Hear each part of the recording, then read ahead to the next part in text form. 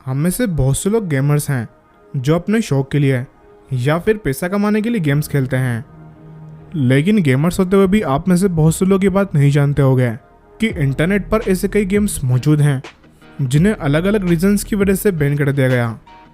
इनमें से कुछ गेम्स तो बहुत ही ज़्यादा वायलेंस वाले थे जिनमें बहुत ही खून खराबा दिखाया गया है, और कुछ गेम्स ऐसे थे जिनको खेलने से लोगों की सेहत पर बहुत बुरा असर हो रहा था, और साथ ही साथ कुछ गेम्स ऐसे भी थे जिन्होंने गंदगी की हद ही पार कर दी। तो आज इस वीडियो में आप कुछ ऐसे गेम्स के बारे में जानने वाले हो जिन्हें अलग अलग कंट्रीज में बैन कर दिया गया। नंबर 6, रेप्ले। इस लिस्ट में जितने भी गेम्स बैन हुए वो कल्चरल मिसअंडरस्टैंडिंग की वजह से बैन हुए हैं, और शायद उन्होंने जानबूझकर वो काम नहीं किए थे जिनकी वजह से उन्हें बैन होने की सज़ा मिली। लेकिन रेप्ले के साथ ऐसा नहीं था। इस गेम को जानबूझकर बहुत ही अश्लील बनाया गया।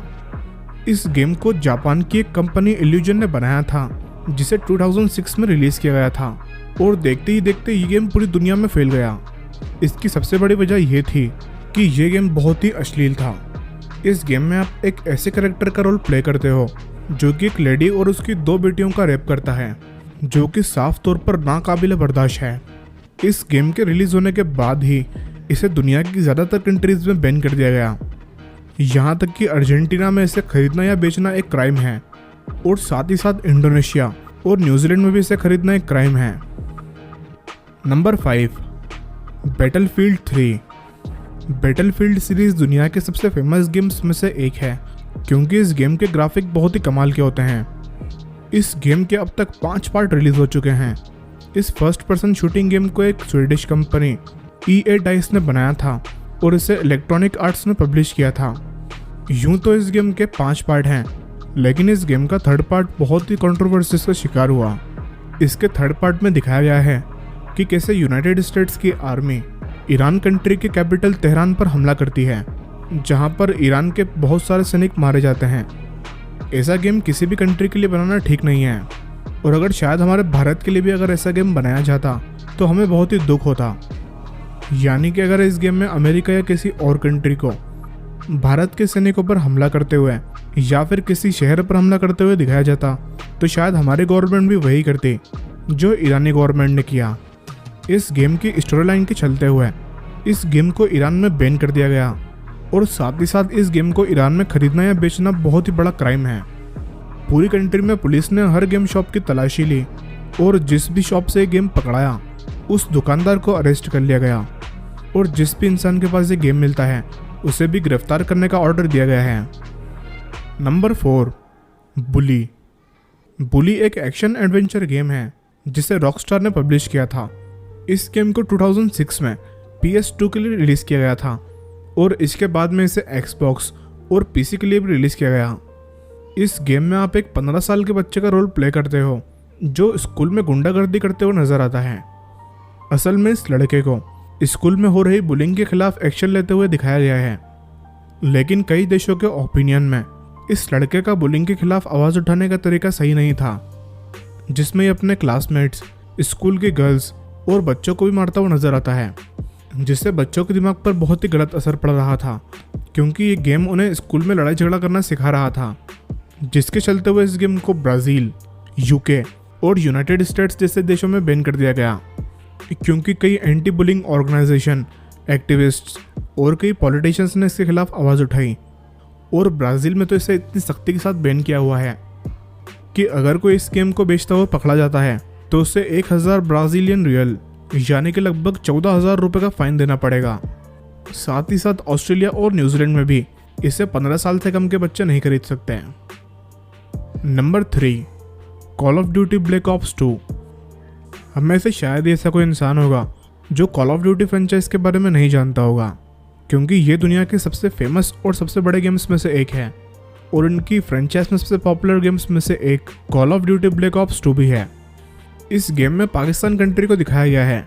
इस गेम में पाकिस्तान को टेररिस्ट करने की जगह दिखाया गया है, इसलिए जब पाकिस्तानी गवर्नमेंट को इस गेम के बारे में पता चला तब उन्होंने फ़ौरन इस गेम पर बैन लगा दिया, और साथ ही साथ देश के सभी गेम सेलिंग शॉप्स और कंपनीज को इस बारे में सूचित किया गया कि अगर कोई भी इस गेम को बेचता हुआ नजर आता है तो उन्हें बहुत बड़ा जुर्माना भुगतना पड़ेगा। साथ ही साथ जैसे कि हमने आपको पुराने वीडियो में बताया था कि call of duty modern warfare 2 में एक ऐसी जगह दिखाई गई है जहां पर टॉयलेट सीट के ऊपर कुरान की आयतें लिखी हुई हैं, जिससे इस्लाम धर्म के लोगों को बहुत ही ठेस पहुंची, जिसके चलते हुए इस गेम को यूएई में बैन कर दिया गया। इसके अलावा call of duty 4 modern warfare में भी कुछ मिडिल ईस्ट के सोल्जर्स को मारते हुए दिखाया गया है, जिसकी वजह से सऊदी अरबिया और यूएई ने भी इस गेम को बैन कर दिया। इसके अलावा call of duty modern warfare 2 में एक रशियन कैरेक्टर दिखाया गया है जो कि एक टेररिस्ट होता है, जिससे रशिया को बहुत ही हर्ट हुआ, इसलिए रशिया ने इसके कंसोल वर्जन पर बैन लगा दिया और इसके अलावा पीसी और स्टीम वर्जन में इसे एडिट करने की मांग की। Number 2, GTA San Andreas. GTA का नाम सुनकर शायद आपको बहुत ही ज़्यादा हैरानी हुई होगी, क्योंकि इस गेम को हम में से बहुत से लोग बचपन से खेलते हुए आ रहे हैं। लेकिन आप शायद ही ये बात जानते होंगे कि आपका ये फेवरेट गेम बहुत से जगहों पर बैन है। आपने बिल्कुल ठीक सुना। जैसे कि आप जानते ही हो कि GTA सीरीज में हमें वॉयलेंस और कई जगहों पर एडल्ट कंटेंट भी देखने को मिलता है, जिसके चलते हुए इस गेम को कई कंट्रीज़ में बैन किया हुआ है। इस गेम को सबसे पहले ऑस्ट्रेलिया ने बैन किया, लेकिन बाद में जब GTA ने इसमें करेक्शन किया तब इसे 18+ की रेटिंग के साथ ऑस्ट्रेलिया में वापस से रिलीज़ किया गया। इसके अलावा GTA के 4 गेम्स जिनका नाम vice city stories, liberty city stories और सैन एंड्रियास को भी हाई इम्पैक्ट वायलेंस को देखते हुए जर्मनी में बैन कर दिया गया था। इसके अलावा GTA सैन एंड्रियास में एक ऐसी जगह दिखाई गई है जहां पर ओपन एडल्ट सीन्स दिखाए गए हैं, जिसके चलते हुए अमेरिका ने GTA सैन एंड्रियास के प्रोडक्शन पर रोक लगा दी और इस गेम को एडिट करने का ऑर्डर दिया। इसके अलावा ये गेम सऊदी अरेबिया और यूनाइटेड अरब अमीरात में भी बैन है। दोस्तों, वीडियो में आगे बढ़ने से पहले अगर आप चैनल पर नए हैं या अभी तक आपने द नॉलेज बुक चैनल को सब्सक्राइब नहीं किया है तो अभी सब्सक्राइब कर लीजिए और पास में इस बेल आइकन पर भी जरूर क्लिक कर लेना, ताकि ऐसे इंटरेस्टिंग और नॉलेजेबल वीडियोस आपको मिलते रहें। Number 1, popsicle showdown. Popsicle showdown एक एंड्रॉयड और iOS गेम है जिसे स्टूडियो पेंटिस्निफ नाम के एक स्टूडियो ने 2013 में रिलीज़ किया था। ये गेम अश्लीलता से भरा पड़ा है, क्योंकि इस गेम का सिर्फ एक ही मकसद है, लोगों तक अश्लीलता फैलाना। इस गेम में आपको एक लड़की को पॉप्सिकल खिलाना होती है, लेकिन इसे खिलाने का तरीका बहुत ही गंदा होता है, जिसे जब लोगों ने देखा तो बहुत से लोगों ने इसके खिलाफ आवाज़ भी उठाई, जिसके चलते हुए इस गेम को बहुत से प्लेटफॉर्म से बैन कर दिया गया। दोस्तों, आपको ये वीडियो कैसी लगी नीचे कमेंट करके ज़रूर बताना। वीडियो अच्छा लगा हो तो लाइक करना और इसे ज़्यादा से ज़्यादा शेयर करना।